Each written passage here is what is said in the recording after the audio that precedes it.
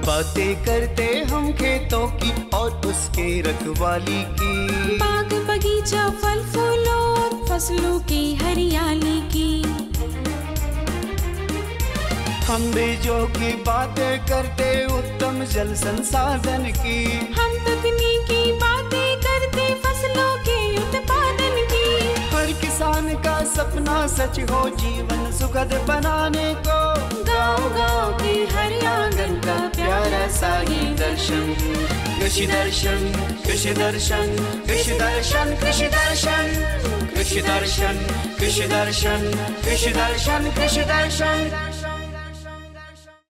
नमस्कार, जोहार। कृषि दर्शन कार्यक्रम में आप सभी किसान भाई बहनों का स्वागत है। मैं हूं नमिता। बातों का सिलसिला जारी रखते हुए हम देखते हैं कृषि समाचार। नमस्कार, कृषि समाचार में आपका स्वागत है। मैं हूं शशि। आइए देखते हैं आज कृषि समाचार में क्या है खास। केंद्र सरकार द्वारा पैक्स को बहुउद्देशीय बनाने की है योजना। कम बारिश वाले जिलों में किसानों को दी जाएगी राहत। तोरी के बेहतर उत्पादन के लिए लगाएं उन्नत प्रभेद पंचाली। अब समाचार विस्तार से। केंद्र सरकार ने पैक्स को बहुउद्देशीय स्वरूप प्रदान करने की योजना बनाई है। इसके लिए आदर्श उप संहिता तैयार कर ली गई है। पैक्स को विपणन, गोदामों, गोबर गैस बनाने, बिजली बिल संग्रह, गैस वितरण, एजेंसियों के लिए सुविधा, नल में जल योजना जैसी कई सुविधाओं के साथ बहुउद्देशीय बनाया जाएगा। इसके अलावे केंद्र सरकार बीज संवर्धन और विपणन के साथ साथ जैविक उत्पादों के प्रमाणीकरण के लिए एक बहुराज्य सहकारी समिति बनाने की भी योजना बना रही है। इस वर्ष राज्य के ज्यादातर जिलों में बहुत कम बारिश हुई है। इससे धान की खेती पर बुरा प्रभाव पड़ा है। कृषि विभाग ने फसल बर्बादी की स्थिति में फसल राहत योजना के माध्यम से सहायता करेगी। इसके लिए किसानों से आवेदन मांगा गया है। सभी प्रक्रिया पूरी होते ही किसानों को नुकसान हुए फसलों के एवज में राहत दी जाएगी। मुर्गी पालक भाइयों, इस मौसम में पोल्ट्री फार्म में पल रहे चूजों को संक्रामक रोगों से बचाने पर विशेष ध्यान दें। इसके लिए टीकाकरण कराएं, साथ ही पीने के लिए स्वच्छ और संक्रमण रहित पानी दें। किसान भाइयों, मुर्गियों में जो ये संक्रमित बीमारी है उन सबों के बचाव के लिए आप टीकाकरण को नियमित रूप से अपनाएं। जैसे रानीखेत, गैम्ब्रो, आईबी, इस तरह के जो वायरल बीमारी हैं उन सबों को आप नियमित टीकाकरण से अपने फार्म से दूर रख सकते हैं। इसके साथ साथ जैसे सीआरडी या ई-कोलाई को बचने के लिए आप ई-कोलाई के बचने के लिए सबसे अच्छा उपाय है कि आप जो पानी यूज़ कर रहे हैं, पीने में जो पानी दे रहे हैं उसकी अच्छी तरह से आप सफाई पर ध्यान रखें, वो स्वस्थ पानी रहे और पैथोजन फ्री, मतलब जो संक्रमित माइक्रो ऑर्गेनिज्म या सूक्ष्म जीवों से जो फ्री हो सकता है उतना ट्राई कीजिए और उस तरह से पानी दीजिए। और पानी में नियमित रूप से जो पानी साफ करने वाले दवाएं आते हैं उन सबों का भी प्रयोग कीजिए। राज्य के जो किसान रबी तिलहनी फसल तोरी की खेती करना चाहते हैं वे 15 अक्टूबर तक फसल लगा सकते हैं। तोरी के बेहतर उत्पादन के लिए उन्नत प्रभेद T9, PT 303 या पंचाली लगाएं। रबी तिलहनी फसल तोरी की खेती के लिए 5 किलोग्राम बीज प्रति हेक्टेयर की दर से बोएं। बुआई में कतारों के बीच 30 सेंटीमीटर और पौधों के बीच 10 सेंटीमीटर की दूरी रखें। तोरी के बेहतर उत्पादन के लिए उन्नत प्रभेद T9, PT 303 और पंचाली में तेल की उपलब्धता 42% है और इनकी उत्पादन क्षमता औसतन 4 से 5 क्विंटल प्रति हेक्टेयर है। किसान भाई, आप यदि मूंगफली की खेती करते हैं तो छिलके से दाना को अलग करने के लिए कृषि उपकरण ग्राउंडनट डिकोटिकेटर की सहायता ले सकते हैं। इसकी कार्यक्षमता 5 क्विंटल प्रतिदिन है। आज हम जानेंगे बैंगन फसल में माहो, माइट और फल छेदक कीटों के रोकथाम के उपाय के बारे में। बैंगन फसल में पत्तियों से रस चूसने वाले कीट माहो और माइट के रोकथाम के लिए नीम निर्मित दवा 5% 2 से 3 बार फसल पर छिड़काव करें। इससे फल छेदक कीट भी नहीं लगेंगे। फल छेदक कीटों के रोकथाम के लिए 2% नीम के तेल से बने घोल का भी छिड़काव कर सकते हैं। यदि पत्तियों से रस चूसने वाले कीटों का प्रकोप ज़्यादा हो तो इमिडाक्लोप्रिड दवा 150 मिलीलीटर प्रति हेक्टेयर की दर से छिड़काव करें। और अब एक नज़र राज्य के 5 प्रमुख शहरों के मौसम के मिजाज पर। आज राज्य के 5 प्रमुख नगरों के अधिकतम और न्यूनतम तापमान कुछ इस प्रकार दर्ज किए गए। रांची का अधिकतम तापमान 34 डिग्री सेल्सियस और न्यूनतम 25 डिग्री सेल्सियस। जमशेदपुर का अधिकतम तापमान 34 डिग्री सेल्सियस और न्यूनतम 25 डिग्री सेल्सियस। मेदिनीनगर का अधिकतम तापमान 34 डिग्री सेल्सियस और न्यूनतम 26 डिग्री सेल्सियस। देवघर का अधिकतम तापमान 34 डिग्री सेल्सियस और न्यूनतम 25 डिग्री सेल्सियस। धनबाद का अधिकतम तापमान 34 डिग्री सेल्सियस और न्यूनतम 25 डिग्री सेल्सियस दर्ज किया गया। कृषि समाचार में आज इतना ही। अगले दिन अगले अंक में फिर मुलाकात होगी कुछ ताज़ा तरीन खबरों के साथ। तब तक के लिए दीजिए इजाजत। नमस्कार, जोहार। अभी आप देख रहे थे कृषि समाचार, जहां खेती बाड़ी से जुड़ी ढेरों जानकारी आपने ली। मंडी का भाव, मौसम का मिजाज, नीति, तकनीक, उपकरण के बारे में जाना। बातों का सिलसिला आपके साथ यूं ही जारी रहेगा इस छोटे से विराम के बाद। भारत सरकार का हर प्रयास किसानों को दे रहा है एक नई आस। देश के किसानों की खुशहाली और उन्हें आत्मनिर्भर बनाने के लिए भारत सरकार समर्पित है। प्रधानमंत्री श्री नरेंद्र मोदी जी के नेतृत्व में कृषि क्षेत्र में किए गए निरंतर प्रयासों के फलस्वरूप देश खाद्यान्न व बागवानी के क्षेत्र में आत्मनिर्भर हो चुका है और देश में दलहन का उत्पादन भी बढ़ा है। इसी तरह भारत सरकार ने खाद्य तेलों के उत्पादन को बढ़ाने के भी अनेक प्रयास किए हैं। इसी क्रम को आगे बढ़ाते हुए माननीय प्रधानमंत्री श्री नरेंद्र मोदी जी के नेतृत्व में भारत सरकार ने दूरदर्शी निर्णय लेते हुए राष्ट्रीय खाद्य तेल मिशन ऑयल पाम की शुरुआत की है। इस मिशन से देश भर के किसानों को बहुत लाभ मिलेगा। कृषि के पूंजी निवेश में वृद्धि होगी, खाद्य तेल आयात पर देश की निर्भरता कम होगी और रोजगार के नए अवसर पैदा होंगे। खाने के तेल में आत्मनिर्भरता के लिए अब राष्ट्रीय खाद्य तेल मिशन ऑयल पाम का संकल्प लिया गया है।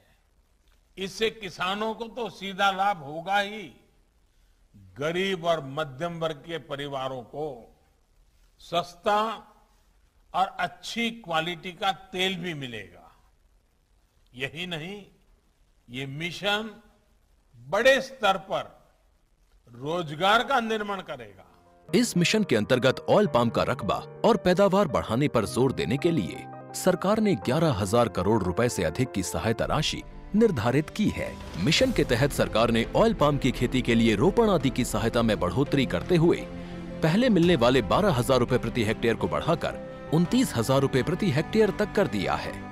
ऑयल पाम के पुराने बागों के पुनरुद्धार के लिए 250 रुपए प्रति पौधा के हिसाब से विशेष सहायता दी जा रही है। पौधारोपण सामग्री की कमी दूर करने और बीजों की पैदावार करने वाले बागों को भी सहायता दी जाएगी। इसके तहत 15 हेक्टेयर ऑयल पाम उद्यान के लिए 80 लाख रुपए तक की सहायता राशि दी जाएगी। इसके अलावा नर्सरी विकास के लिए 40 लाख रुपए तक तय किए गए हैं। पूर्वोत्तर और अंडमान राज्यों के लिए विशेष सहायता का भी प्रावधान है। ऑयल पाम के किसान ताजे फलों के गुच्छे यानी FFB का उत्पादन करते हैं, जिनकी वर्तमान में कीमतें अंतर्राष्ट्रीय मूल्यों में उतार चढ़ाव के आधार पर तय होती हैं।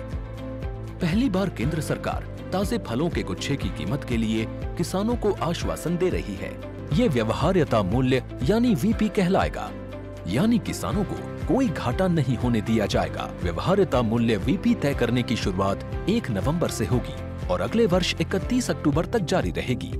इसे ऑयल पाम वर्ष कहा जाएगा। इस योजना के तहत वर्ष 2025-26 तक ऑयल पाम का रकबा 6.5 लाख हेक्टेयर सृजित करने और कच्चे ऑयल पाम की पैदावार वर्ष 2025-26 तक 11.20 लाख टन पहुंचाने का लक्ष्य निर्धारित किया गया है। सरकार के इस महत्वपूर्ण निर्णय से देश में ऑयल पाम की खेती करने वाले किसानों में विश्वास पैदा होगा और वे खेती का रकबा बढ़ाएंगे। इस तरह पाम ऑयल का उत्पादन भी बढ़ेगा, जिससे किसानों की आय बढ़ेगी और ग्रामीण अर्थव्यवस्था भी सुदृढ़ होगी। जल ही जीवन है और मछली जल की रानी है, यह कथन तो हम बचपन से सुनते आ रहे हैं और आज के अंक में हम इससे ही बातें करेंगे कि किस तरह हमारे बसिया गुमला के जो ग्रामीण हैं वो जल संरक्षण करके मछली पालन कर रहे हैं और इससे वो लाभान्वित भी हो रहे हैं और अपनी आर्थिक स्थिति भी मजबूत बना रहे हैं। तो बिना देर के आइए देखते हैं फीचर के माध्यम से। झारखंड के गुमला जिले के कोनबीर क्षेत्र में किसानों की खेती को हरियाली में तब्दील करने के उद्देश्य से राज्य सरकार द्वारा एक नहर का निर्माण किया गया है। पिछले कुछ वर्षों से उस नहर से बेतरतीब पानी का रिसाव होने लगा। इसकी वजह से वहां भारी मात्रा में पानी की बर्बादी होने लगी। ऐसे में गुमला के लोंगा ग्राम निवासी अनिल लकड़ा ने इस बर्बाद होते हुए पानी का इस्तेमाल सही दिशा में करने का मन बनाया। उन्होंने इसके लिए छोटे बड़े 10 से 12 तालाबों का निर्माण किया और उस रिश्ते पानी को वहां इकट्ठा कर उसमें मछली पालन और बतख पालन की शुरुआत की। इतना ही नहीं, अब वो इन तालाबों के पानी का इस्तेमाल अपने खेतों तथा केले के बागान को सिंचित करने के लिए भी करते हैं। अनिल लकड़ा के लिए इस नहर का बर्बाद होता पानी अब वरदान साबित हो रहा है। पेशे से शिक्षक अनिल लकड़ा ने इसकी शुरुआत वर्ष 2020 में की थी।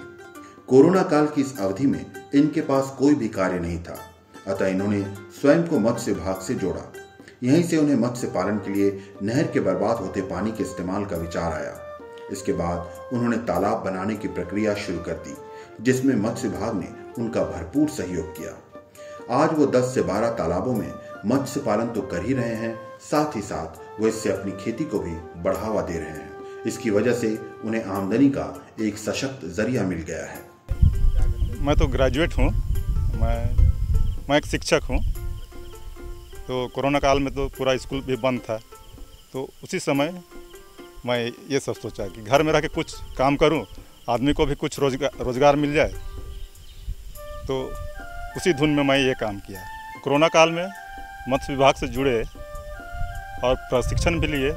उसके बाद में थोड़ा सा ये दिमाग खुला कि हम लोग भी ये पानी जो बेकार हो रहा है, उसमें छोटा बड़ा जो भी तालाब बनता है, तालाब बनाने लायक ज़मीन है, गड्ढा है, उसको कम खर्च में ही बहुत सारे तालाब बनाए जा सकते हैं। देखा कि मैं यहाँ पर पानी बेकार, फिर नहर का पानी नदी में ही घुस रहा है, तो मैंने सोचा कि क्यों ना इसको स्टोर किया जाए और मछली उत्पादन किया जाए। इस नहर का पानी जहाँ कई किसानों की खेती को बेहतर बना रहा है, वहीं कुछ लोगों के लिए ये अनुपयोगी सिद्ध हो रहा था। अनिल लकड़ा के मित्र राजेश मिंज की खेती भी इसकी वजह से बर्बाद हो रही थी, अतः दोनों ने मिलकर इस नहर के बहाव का रुख अपने खेतों की ओर किया और अपनी खेती को एक नई दिशा दी। पूर्व की स्थिति भी उधर एक मेरा दोस्त राजेश मिंज का, उसका पूरा खेत बर्बाद कर दे रहा था। पानी का साइड दूसरा तरफ था, तो उसको हम लोग दोनों भाई बांध के जेसीबी से बंधवा के उसका पानी का बहाव इस साइड ले आए और हम लोग का खेत इधर पड़ता है, तो हम ही लोग का खेत में राजेश भाई के साथ में बनाए हैं। अनिल लकड़ा को मछली पालन का पहले से कोई अनुभव नहीं था। चूंकि वो एक शिक्षक हैं और एक जागरूक इंसान भी, इसी वजह से वो नेट से मिली जानकारी को गंभीरता से लेते हैं। जब उन्हें YouTube पर मत्स्य पालन से होने वाले लाभों का पता चला, तो उन्होंने इस व्यवसाय को अपनाने का मन बनाया और इस दिशा में शुरुआत कर दी। आज वो एक शिक्षक के रूप में अपनी भूमिका को निभाते हुए इसके लिए भी समय निकालते हैं। खेती बाड़ी में थोड़ा ज़्यादा आदमी को समय देना पड़ता है और इसमें सुबह शाम का ही समय है। सुबह एक बार चारा दीजिए, शाम को चारा दीजिए, उसके बाद बाकी बात आप फ्री रहिए। इसमें तो YouTube में बहुत बार मैं देख रहा था कि मछली उत्पादन में बहुत फ़ायदा है। एक बार उसमें पूंजी लगाना है, उसके बाद आप सालों साल उससे कमाते रहिए और थोड़ा थोड़ा बीज डालते रहिए, उसके बाद आप सालों साल उसमें कमाई कर सकते हैं। एक ही बार में तो पूरा नहीं मार सकते हैं, छोटी मछली छूट ही जाएगी। बड़ी मछली निकाल कर उसका बिक्री करते रहेंगे। मत्स्य पालन के साथ साथ वो इस तालाब में बतख पालन भी कर रहे हैं। इससे इनके बतख तथा इनकी मछलियां दोनों को ही परस्पर लाभ मिलता है। बतख रहने से क्या है सर, तालाब और बतख दोनों का मिलन एक टाइप का है, यानी कि मछली के लिए बहुत अच्छा है। यानी कि अगर तालाब में बतख घुस गया तो मछली भागते हैं, उसका एक्सरसाइज होता है, कसरत होता है। और कसरत, जो आदमी लगातार कसरत करता है तो उसका आप देख ही रहे हैं, उसका शरीर स्वस्थ रहता है, उसमें मजबूती रहता है। उसी प्रकार मछली में भी वही बात होता है। और कसरत के साथ साथ में जो उसका पैखाना बीट जो पानी में गिरता है, मछली का चारा उबन जाता है। उससे मछली का ग्रोथ भी अच्छा होता है। हाँ, दोनों एक दूसरे के पूरक हैं। इन तालाबों की वजह से ही अनिल लकड़ा ने अपनी बंजर भूमि का भी रूप बदला। उन्होंने इसे बागवानी तथा खेती योग्य बनाने के लिए उसे जेसीबी की मदद से समतल किया। फिर उन्होंने उसमें केले के बगीचे लगाए जो अब दूर दूर तक फैले हुए हैं।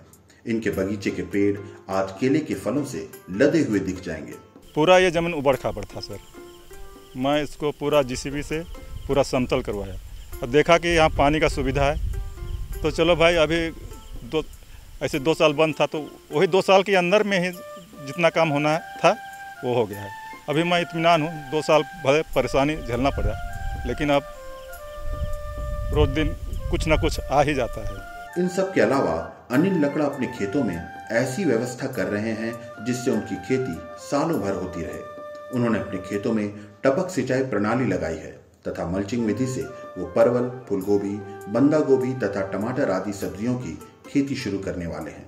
इन सब से उन्हें आने वाले समय में लाख रुपए महीने से ज्यादा आमदनी की उम्मीद है। हमको सर अभी देखिए, अभी तो शुरुआती में काम बहुत लंबा चौड़ा बढ़ गया। ये सेट सब बनाए, सब बहुत तालाब सब भी बनाए। अब इसके बाद में यही प्लानिंग है कि इधर परवल लगाएंगे, परवल के साथ साथ में फूलगोभी, बंधा गोभी और टमाटर, ये 3-4 का खेती यानी कि सालों भर लगाने का। टपक लग गया है, ड्रिप सिस्टम, अब उसी के माध्यम से मल्चिंग पेपर डाल के ही खेती करना है, जिससे कि हम लोग का लेबर जो खर्च होता है वह कम होगा। भले अभी तो हमको ये सबसे फ़ायदा नहीं हो रहा है, लेकिन भविष्य में फ़ायदा होगा। मैं इसी का आगे का ही इंतजार करके ही ये सोच के काम कर रहा हूँ। अनिल लकड़ा एक ऐसे व्यक्तित्व के स्वामी हैं जिनके अंदर कुछ कर गुजरने का जज्बा है। उनकी इसी खासियत की वजह से मत्स्य विभाग के अधिकारियों ने कोरोना काल में भी इनकी मदद की। उन्हें उनके द्वारा बनाए गए तालाबों के विस्तार में तथा मछली पालन के लिए हर संभव सहायता दी। ये उनकी मेहनत और मत्स्य विभाग की ही देन है कि वो आज अपने तालाबों में मछली बीज से लेकर बड़ी बड़ी मछलियों तक का पालन कर रहे हैं। सबसे शुरुआती में जैसे 2020 में जब कोविड का दौर था, उस समय इन्होंने जो काम किया, उसके बाद मैं तो रेगुलर फील्ड विजिट में रहती ही थी। इसी बीच में यहाँ पर एक हमारे सिंगल विंडो में सूरज कुमार थे, तो उन्हीं के द्वारा ये यहाँ पर कुछ काम से वो आए थे। तो फिर उन्होंने फ़ोटो में मुझे भेजा, व्हाट्सअप किया कि मैडम ऐसा ऐसा है। तो मुझे काफ़ी अच्छा लगा ये कि चलो कोविड में खाली बैठने के बजाय इन्होंने अपना एक सोच रखा कि मुझे मत्स्य पालन के क्षेत्र में कुछ कार्य करना है। और जो इनका सबसे मतलब प्लस पॉइंट ये था कि इन्होंने जो वेस्ट पानी जो बर्बाद हो रहा था, नहर का पानी तो ऐसे ही बह के नदी नाला में मिल जा रहा था, इन्होंने एक छोटा छोटा तालाब का रूप दिया। और उनसे शुरू में तो 4 तालाब बनाए, फिर उनसे बढ़ते अभी 12, 13, 14, 15 तालाब इन्होंने बनाया। और पार्ट बाई पार्ट मतलब सब में शुरू में इनको मैंने क्या बोलते हैं, जीरा उत्पादन से जोड़ा है मैंने इसको। और आज अभी ज़्यादा दिन हुआ नहीं है, अभी भी सीख ही रहे हैं थोड़ा थोड़ा, और इस बार कोशिश है कि कुछ सेल आउट करें इनको सिखा के हम लोग यहाँ से। अनिल लकड़ा आज अपने कार्य के बल पर अन्य किसानों के लिए एक उदाहरण बन गए हैं। इनकी वजह से मत्स्य विभाग को भी अपनी योजनाओं का प्रचार प्रसार करने में सहूलियत होती है। विभाग के लोग अब इनके फॉर्म पर अन्य किसानों को मत्स्य पालन के सफल नमूने का प्रत्यक्षण कराने ले जाते हैं। इससे लोग प्रेरित होते हैं और इन्हीं की तर्ज पर अपने काम की शुरुआत करते हैं। जैसे अब ये तो शुरुआत कर दिए हैं, अब इनके पास बहुत सारा किसान आ रहे हैं, इनसे देख के सीख रहे हैं, तो आसान तो हो ही जाता है। नहीं तो जाके घर घर अरे इतना तालाब है, इस पर काम करो, बहुत उनको करना पड़ता है, फोर्स करना पड़ता है। अब एक किसान का जो भी है उनका प्रोग्रेस को देखते हुए जो लोकल किसान जो है जिनके पास एसेट है, अपना तालाब है, उस पर भी वो लोग अपना करते हैं। प्लस अभी सरकार जो है बहुत सारे स्कीम का बेनिफिट दे रही है ना, तो सिर्फ फिशरीज ही नहीं, आप फिशरीज कर रहे हैं, आपके पास लैंड है तो वो हॉर्टिकल्चर भी देगी, एग्रीकल्चर, सारा किसान। कोशिश हम लोग का यही है कि एक किसान जो है मैक्सिमम जितना विभाग से बेनिफिट ले वो ले। हमारा सपोर्ट हमेशा उन लोगों के साथ में है। और ये सब चीज़ जैसे एक एस्टेब्लिश होने के बाद क्या होता है ना कि लोकल किसान को बताना बहुत ईजी हो जाता है। मत्स्य विभाग का उद्देश्य मछली पालन के व्यवसाय से ज्यादा लोगों को जोड़कर उनकी आर्थिक स्थिति को मजबूत आधार देना है। गुमला जिले में मत्स्य विभाग ने सिर्फ अनिल लकड़ा की ही मदद नहीं की है, बल्कि ये बसिया प्रखंड में स्थित धन सिंह जलाशय की वजह से विस्थापित हुए लोगों को भी मछली पालन से जोड़कर उनकी भी मदद कर रहा है। अभी जो हम लोग यहाँ पर हैं तो ये धन सिंह डैम है, धन सिंह जलाशय प्रखंड बसिया में पड़ता है, जिला गुमला है। और इस धन सिंह डैम में जो है फिशरीज डिपार्टमेंट की ओर से सबसे पहले हम लोगों ने आरएफएफ ग्रुप, जैसे रिवराइन फिश फार्मिंग का एक प्रोजेक्ट था, तो रिवराइन फिश फार्मिंग हमने शुरू कराया कुछ लोगों को जोड़कर। जुनूल तोपनो उनके जैसे आरएफएफ ग्रुप लीडर है। ये जो है गांव है कुरडेग साइट में जुनूल तोपनो है जो आरएफएफ के ग्रुप लीडर है। इन्हीं के देखरेख में ये लोग 18 से 21 मेंबर हैं जो शुरू में आरएफएफ का यहाँ पर से काम शुरू किए। उसके बाद जो विभाग से है ये दूसरे साइड में, जैसे उधर देखा जा सकता है बहुत आगे साइड में ग्राम गुंडरडी है। गुंडरडी में शुरू में जब सबसे फर्स्ट जो प्रोजेक्ट आया था आरएफएफ का कि श्रमदान करते हुए विभाग जाल प्रोवाइड कर देगी और श्रमदान यहाँ के लोकल लोगों को करना था, और उसके थ्रू एक आरएफएफ बनाया गया है जो बांस का वो लोग खड़ा करके बनाए हैं। और उसके ग्रुप लीडर यहाँ पर उपस्थित है नोवेल तोपनो, है ना, नोवेल तोपनो जी यहाँ पर हैं। और उनके ये में 11 से 12 मेंबर उन लोग के ग्रुप में भी शामिल हैं जो आरएफएफ में मछली पालन करके अपना जो है आजीविका चला रहे हैं। बसिया प्रखंड के कुरडेगा ग्राम निवासी जुनूल तोपनो ऐसे शख्स हैं जिनकी जमीन इस डैम निर्माण में चली गई है। मत्स्य विभाग ने इन्हें समूह के माध्यम से इस डैम में आरएफएफ कल्चर से जोड़ा है। इससे इन्हें आजीविका का एक अच्छा साधन मिल गया है। इसकी वजह से इनके परिवार का गुजारा हो पा रहा है। पहले जो था हम लोग का जो आरएफएफ था वो तो जिसके थ्रू से दिया गया था या तो बना, तो उस जो था वो तो हम लोग का बन के क्या बोलेंगे तहस नहस भी हो गया पहले वाला। तो फिर से हम लोग एक ग्रुप बना के अपना आरएफएफ ग्रुप को चालू कर रहे हैं। तो फिर यही मैडम लोग से हम लोग बातचीत किए तो फिर मैडम लोग कोशिश करके हम लोग को आरएफएफ ग्रुप को फिर से अलग समिति करके दे रही है। इसके होने से हम लोग को यही फायदा है कि हम लोग का जो भी बाल बच्चे हैं या तो कोई भी परिवार में जितने भी सदस्य हैं उन लोगों को फायदा होगा। इसी तरह से गुडाडी ग्राम निवासी नोएल टोपनो ने भी समूह बनाकर इस डैम में आरएफएफ कल्चर की शुरुआत की। मत्स्य विभाग ने इनकी सहायता करते हुए इन्हें मछली पालन के लिए मछलियां उपलब्ध कराई। इससे उन्हें निश्चित आमदनी प्राप्त होने लगी है और उनकी आर्थिक स्थिति में काफी सुधार आया है। इस डैम से तो हम लोग को अभी तक यही फायदा कि मछली पालन करो और धनवान बनो, मछली खाओ और बलवान बनो, यही सब शिक्षा मिली रांची ट्रेनिंग सब में जाके, जिसके कारण हम लोग अपने मन में यही उत्साह किए कि हम लोग यहाँ पर जलाशय में पहले से समूह बना हुआ था, शायद 2009 आसपास। तो उस समूह को देखे तो ये समूह ज़्यादा दिन नहीं चला। बाद में हम लोग उस समूह से बिछड़ गए, इससे कोई लाभ नहीं मिला, जिसके कारण इसमें कोई अगुआ होता है जो वो अगुआ अपना स्वार्थी बना, जिसके कारण उसको चलाने में वो सक्षम नहीं हुआ, जिसे समिति उससे पीछा छुड़ाने लगा। लास्ट में पीछा छोड़ने के बाद वो अपना एक समूह बनाया और समूह बनाने में हमको भी उसमें शामिल किया और समूह बनाए बांस गाड़ के, और उसमें हम लोग गुमला विभाग से हम लोग सहायता मांगे कि हम लोग को भी मछली दिया जाए। तो हम लोग को सीमा मैडम मछली एक गाड़ी दिया, जिसके कारण आज भी मछली है और उसके द्वारा हम लोग को इनकम अभी भी मिल रहा है। 50,000 तक हम लोग इनकम कर लिए। मत्स्य विभाग इस डैम में आरएफएफ कल्चर से पुरुषों को तो जोड़ ही रहा है, साथ ही साथ वो इस कल्चर को अपनाने में महिलाओं की भी मदद कर रहा है।